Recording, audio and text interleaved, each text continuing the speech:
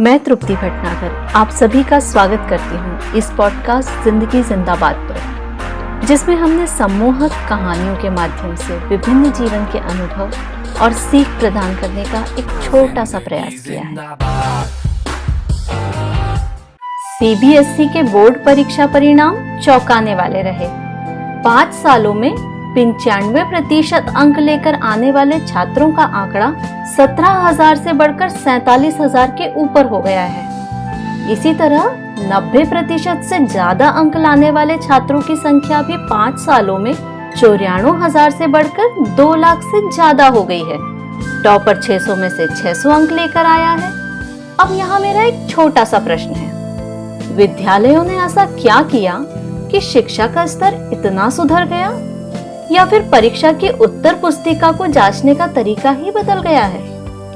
आप कुछ भी राय रखें, असल में हमने शिक्षित होने का अर्थ ही बदल दिया है। हमारी शिक्षा पद्धति याद रखने की क्षमता को परखती है और हमें उत्तर देना सिखाती है। हम प्ले स्कूल से बच्चों को कठपुतली या रोबोट बनने की शिक्षा देते हैं।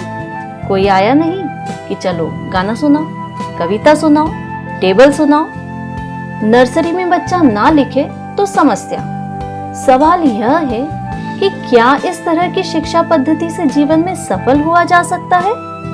एक आंकड़े के अनुसार 10 में से 6 इंजीनियर और 47.38% स्नातक ही नौकरी के लायक बन पाते हैं। इसका सीधा सीधा अर्थ यह हुआ कि हम पढ़े लिखे बच्चों की एक ऐसी फौज तैयार कर रहे हैं जो कार्य करने में सक्षम नहीं है। शिक्षा के तरीके को दूसरे उदाहरण से समझते हैं। बच्चों को निश्चित समय में थाली में नाप कर रखे गए खाने को खाना होता है। इसके बाद निश्चित दिन बच्चों को बुलाते हैं और जो खिलाया था ना, उसकी उल्टी करने के लिए बोलते हैं। जितनी अच्छी उल्टी उतना अच्छा बच्चा। इस पद्धति से बच्चों की रचनात्मकता खत्म हो रही है।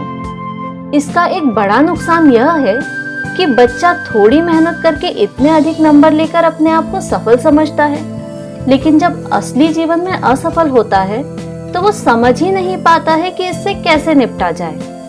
सफल होने के साथ साथ हर हाल में खुश रहने की कला हमारे उत्तर देने की क्षमता से नहीं, अपितु उत्तर खोजने की क्षमता से आती है। और यह आप सही प्रश्न पूछने की कला सीखने पर ही सीख सकते हैं। चलिए एक कहानी से समझने की कोशिश करते हैं। एक किसान गांव में अपने बुजुर्ग माता पिता के साथ रहता था। एक बार चोरी के इल्जाम में पुलिस ने उसे गिरफ्तार करके जेल में डाल दिया।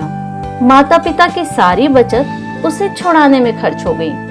जब सारी बचत खत्म होने को आई तो इससे परेशान होकर उन्होंने बच्चे से मदद मांगने का निश्चय किया। पत्र लिखते हुए पिता ने कहा, प्रिय पुत्र, आशीर्वाद, हमारा सारा पैसा खत्म हो गया है। घर में अनाज भी कम है। तबीयत की वजह से माँ और मेरी हालत खेती करने लायक नहीं है। तुम जेल से 3 दिन की छुट्टी लेकर घर आ जाओ और खेत जोतकर वापस चले जाना। बाकी मैं संभाल लूंगा। तुम्हारा पिता। पत्र पढ़कर बेटे ने जवाब लिखा, आदरणीय पिताजी, मैंने खेत में पैसे छुपा रखे हैं और जेल से भी छुट्टी नहीं मिल सकती है। आप बिना खेत जोते कैसे भी काम चला लो। कुछ ही महीनों में मेरी सजा पूरी हो जाएगी, फिर सब ठीक हो जाएगा। आपका पुत्र। पत्र पिता के पास भिजवाने के लिए किसान ने उसे सिपाही को दे दिया। पत्र पढ़ते ही पुलिस हरकत में आ गई और उस किसान के पूरे खेत को खोद डाला, लेकिन वहां उन्हें कुछ भी नहीं मिला। थक हार कर पुलिस वापस जेल पहुंची और किसान से बोली, हमने तो पूरा खेत खोद कर देख लिया, लेकिन वहां तो कुछ मिला ही नहीं। किसान ने कहा, वहां कुछ था ही नहीं, और दूसरा खत देते हुए कहा, इसे मेरे पिता को भिजवा देना। पत्र में उसने लिखा था, आदरणीय पिताजी, मैंने आपकी आज्ञा अनुसार पुलिस से निवेदन करके खेत जुतवा दिया है। फसल आप स्वयं बो लेना और मुझे बीच में जेल से छुट्टी नहीं मिल सकती है। सजा पूरी होने के बाद ही मैं घर आ पाऊंगा। आपका पुत्र। पत्र पढ़कर पुलिस हैरान थी, पर अब कर भी कुछ नहीं सकती थी। अब आप स्वयं सोच कर देखिए, सही प्रश्न क्या था? खेत कैसे जोतूं या छुट्टी कैसे मिल सकती है? किसान ने सही प्रश्न पूछा, इसीलिए वह हल भी खोज पाया। अधिक प्रतिशत लाना शिक्षित होना नहीं है, और शिक्षा कभी भी किताबी नहीं हो सकती। सही शिक्षा या ज्ञान हमको जीवन की चुनौतियों का हल खोजना सिखाती है, वह खुश रहते हुए जीना सिखाती है।